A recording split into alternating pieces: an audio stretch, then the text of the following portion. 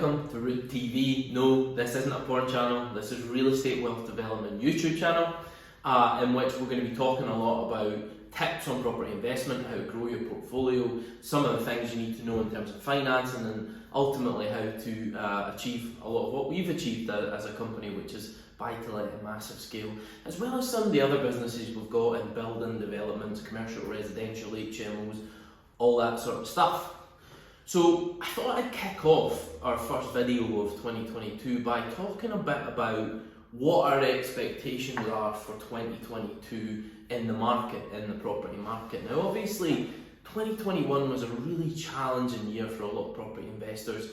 We had significant increases in properties, things going way above asking price, really challenging getting any stock, and for a lot of smaller buy-to-let investors, it must have been really challenging to find those elusive below market value deals. So I guess the big question on many people's lips is that going to change much going into 2022?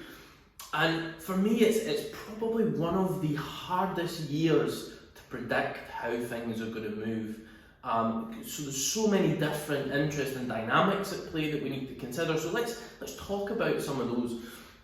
You know, despite the challenges of 2021, Rood Group was still able to achieve significant growth in our buy-to-let portfolio. We had around about 130 at the start of the year, and well over 200 coming into the end of 2021. But most of that growth came from purchasing portfolios, which is really a different game to being on the market, looking at individual transactions and getting caught up with, you know, the major demand that there has been on the property market. We were able to secure a lot of really good deals because we were dealing in a different market, which is the market of purchasing portfolios.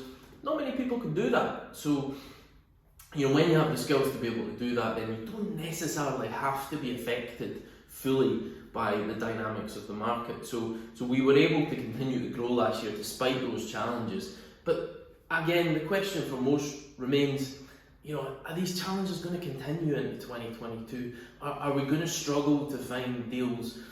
And what are the elements that are likely to affect that? So let's first talk about some of the COVID implications that we've seen and how that might have affected 2021. So, you know, the big things with COVID is the government's been printing a lot of money to keep the economy afloat, which meant there was a lot more money around. You know, you had a lot of people getting these bounce back loans and using them for things that they maybe shouldn't have been, including deposits on houses or buying cars. And you can see the tangible effects of those things in the economy, between all these people trying to move, things going way over the asking price where they have to fund the extra themselves. And then, you know, that combined with, you know, on the building side, we see so many people doing extensions just now and spending serious amounts of money on their house. So there's money there, there's money being in the economy, and that's driven a lot of what's happened in 2021. And the question really is whether those property increases in the year were more driven by extreme inflation because of all that money printing and all that cash that was going out in the economy. So, you know, we see it on the building materials side that on average building materials have gone up maybe 30%. In reality, on some of the individual items that we buy in the building industry, you know, they've gone up 100%. You know, it's crazy. We were doing the Rood bespoke kitchens that some of you may have seen if you follow our social media. So the guys in our workshop next door were building these kitchens for our rental stock, which, when you compare to, you know, even a standard Howdens or Magnet product, it was coming in at 50% of the price, you know, fully fitted.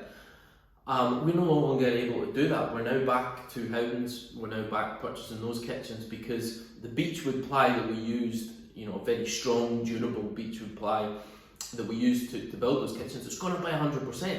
It's no longer economic for us to do that, and we haven't found a material that makes sense of that. So building materials have gone crazy, partly due to inflation, partly due to supply chain issues. But that's a major issue. So going back, the question really becomes, is the property price increase really just reflective of the serious inflation that we've seen in the year? The government may say inflation Is it 5%? In reality, we all know it's much higher than that. You only have to look around the supermarket to see that's the case. It could be the case that the 10% or so increase we've seen mostly in the property market just reflects that level of money printing and ultimate inflation that's been driven. So that's certainly a big element of 2021. And is that likely to slow down in 2022? I'd hope so. Not necessarily going to be the case, but I'd certainly hope to see it slow down at least somewhat. What are the other factors we need to think about then going into 2022? The demand versus supply is obviously a big element when you're talking about the price of anything. And obviously the fundamentals of the UK housing market are such that there is a significant undersupply of housing, both in the rental sector, which is mad just now. You know, it's so difficult to get a hold of properties if you're a tenant, and also on the purchase side, you know, we're just not building enough homes, and interestingly enough, I think that's going to become increasingly challenging in the next year.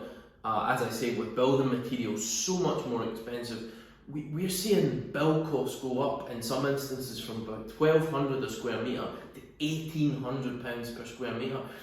For a lot of developers, that means that they're just not able to continue on these projects. They're no longer profitable, which I think we're going to see is going to cause a lot of builders to put major projects on hold, and certainly delay them out until the supply chain corrects itself on the building side. So again, with limited supply and maybe some of those new build projects being put on ice, and indeed the commercial residential stuff that we're doing, it certainly has an impact on that. You may end up seeing a situation whereby prices continue to grow. We always talk about the 12-year cycle, you know, the last big property crash being in 2008. You would be expecting we're overdue for a price correction. Kind of had the feeling in 2021 that because prices were going mad, that may just be around the corner. Now, unfortunately, I think the other factors we've talked about with COVID are more likely have been driving those price increases. So I'm not sure we're there yet. So I'm still expecting prices to continue to increase at 22, albeit perhaps not at the rate they did in 2021, and that will come down, I think, largely to hopefully inflation settling down and some of the supply chain issues that we've seen in 2021 correcting. So no crystal ball, it's not easy to see, but that's my prediction for the property market in 2022. I guess this still leaves the question for you buy-to-letters out there looking for your below market value deals.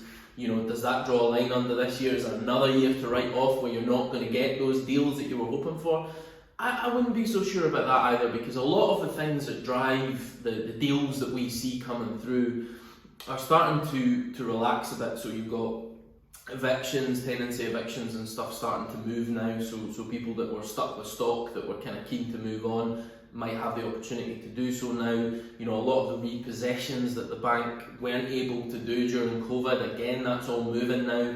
We're seeing a lot of the insolvency practitioners get back to work now and have significant workloads to get through. So as those property repossessions come through, there's likely to be more deals in the market. Even things like probate that were really held up during COVID, again starting to move now as things start to normalise on that side of the business. So I think we've seen as a business more deals coming through at the tail end of last year, and I'm positive that that's going to continue through into 2022. So it's not all bad news for the buy-to-letters and the BNVers out there. I think there will be some movement next year, and there's some positive signs in the market. So anyway, that's my take on it. If you've got any other views on it, let me know. Put a comment down below and give us a shout. Thanks.